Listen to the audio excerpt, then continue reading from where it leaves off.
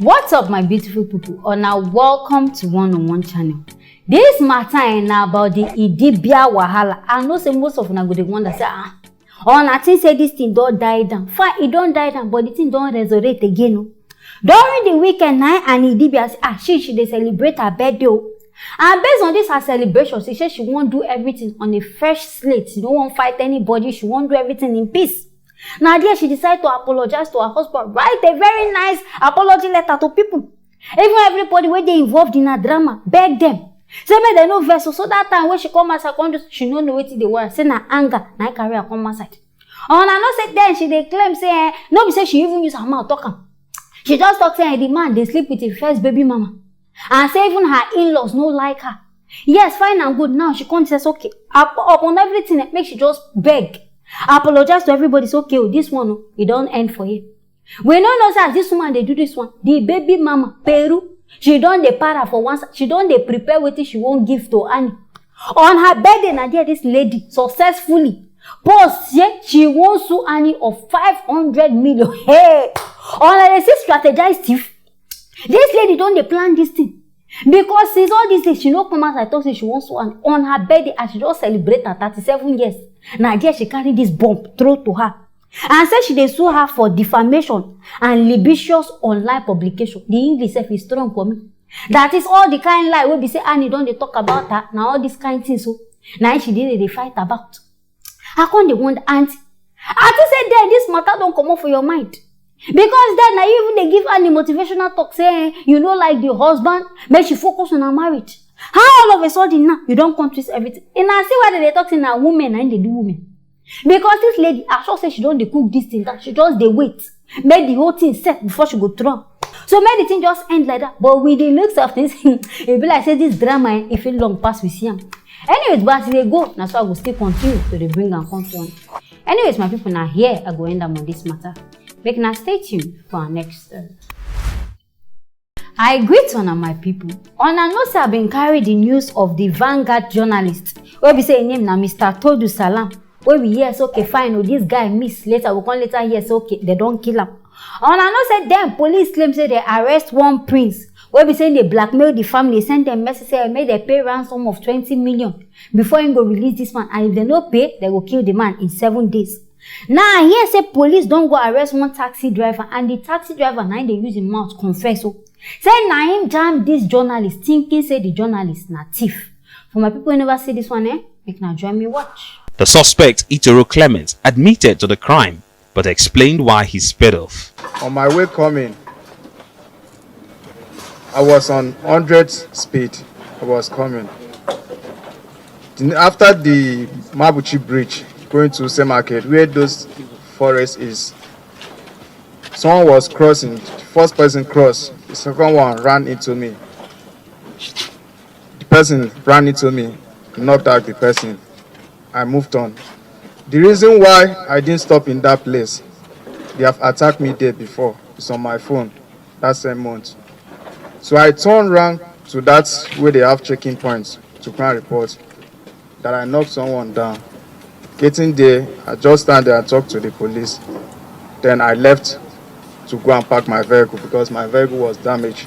Police spokesman Frank Kumba appealed to Nigerians, especially drivers, to incident such cases at the nearest police station for prompt action. There was, however, another twist to the story, as a man in Port Harcourt has been arrested for falsely claiming to have kidnapped the journalist and demanding ransom from his family. It will surprise you people to know that we arrested one Prince Enyenihi, aged 25 years in Port Harcourt, is currently in one of our detention facilities in Rivers State. This young man, following the massive media activities around the disappearance of Henry Tordue, went to a bulk SMS platform, originated a message, and sent it to the families of Henry Tordue, claiming to be a kidnapper who had actually kidnapped Henry, claiming that Henry is in his custody or in his is a hostage with him and demanding a ransom of 20 million naira.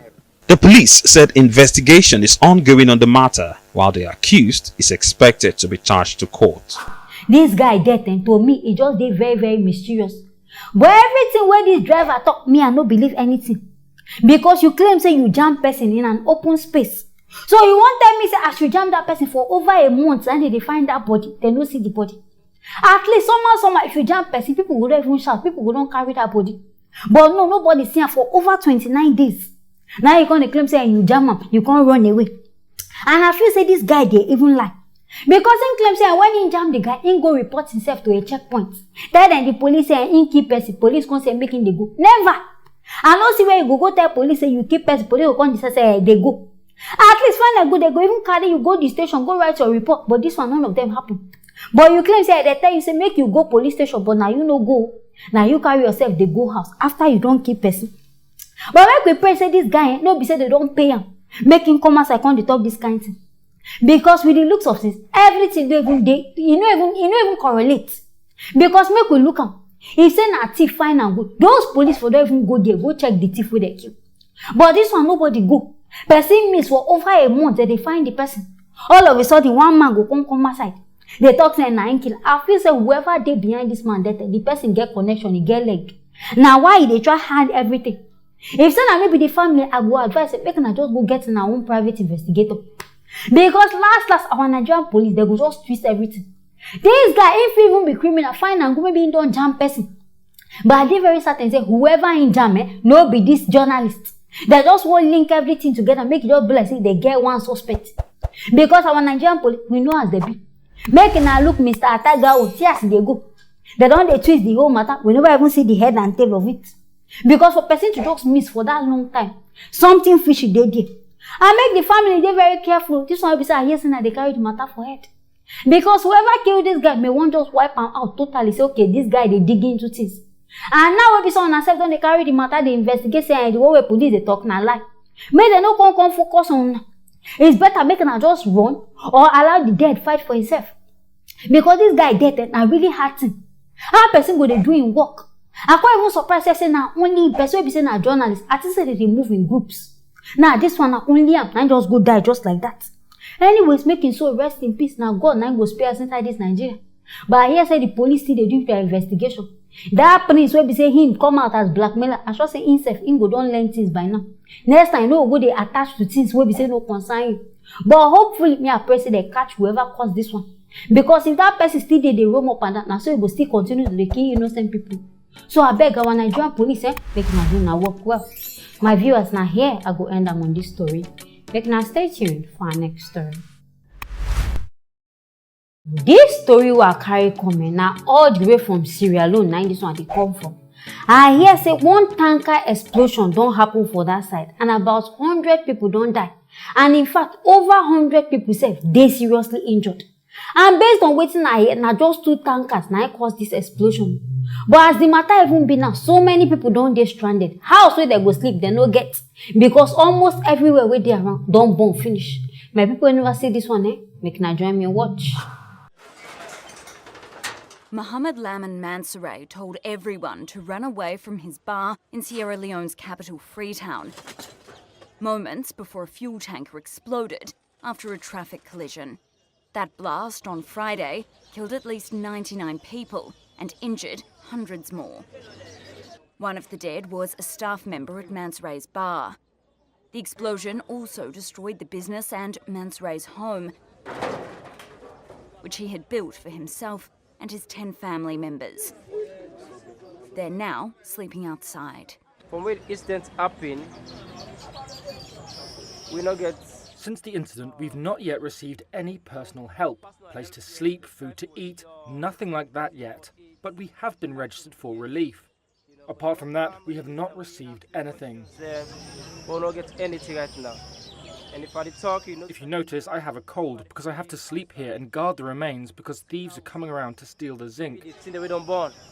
Because people they can't forget, they can't see. You see, it is really hard for me. My family, everybody is displaced. For now, we don't have any help. For now, we're not going to help. Victims of the explosion included people who had flocked to collect fuel leaking from the ruptured vehicle. The accident has threatened to overwhelm Freetown's creaking health system, which has been underfunded for years. For Mansoray, it's meant the loss of his livelihood. And I just don't buy a brand new machine. He says he recently spent thousands of dollars on furniture, a music system and drinks in the run-up to the festive season. That investment and his means of supporting his family now lost in rubble and ash. Now, wow, so many disasters just they happen inside this world. I don't know as I wanted to explain them now. But how this attack happened, I hear say one tanker they go say make him go offload fuel away in carry. Now there another one say they come with speed on and know as these people they drive now. Not knowing say one they try enter one place, now there two of them go knock themselves. But as this one happened, the thing no born immediately. Why some people they run say may they run come out from this place. Now there some people say they run. They go say they won't go pack fuel. Fuel will be say I no keep there. Now go there say I won't go pack.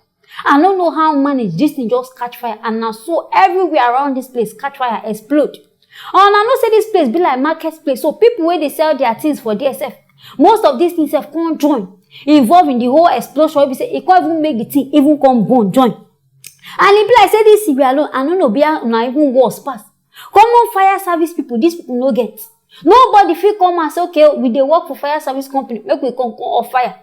Nobody did it. Now why most of these people just burn to ashes, all of them just burn, die just like that. But what did they pay me pass for this whole matter and now? All of them, most of them even get house to sleep. So now out of this attack, nobody say they even go there, go fetch them, they don't even go say they won't go fetch petrol. The thing just affects them on sudden. Common sympathy, they no fit show for these people. They just carry paper and say, may they write their name down. Say they go put them for in the relief material. Relief material, I beg, where these people on expect say these people go to sleep. And I don't think of how they go cater for themselves, how they go feed. Because their livelihood now don't burn. So on I don't think of that one. On I can't make the right name. Which day we know say these names and relief letter things go come outside. To come worsen the whole thing. Even the people of Sierra Leone, they no come help matters. I hear say now among people be say their place is burn, their shop, they come they go they rob them. Now so on a day wicked rich. On I no get heart. Because how you go see say person in shop don't burn, in family things don't destroy, you go still go the thief in pan, go the thief in small property when you still get. Now well, for me, I don't see on a even worse self. I dey always say before na Nigeria na get problem, na we be the head for stealing and everything. Now it dey show me clearly say on a even na own even worse. But anyway, hopefully I hope say the government go find something to do about these people. Because no go just expect say people go they sleep anyhow just for merit. Make na try I beg help them these guys. Anyways, my viewers, now here I go end them on this matter. Make na stay tuned for our next story.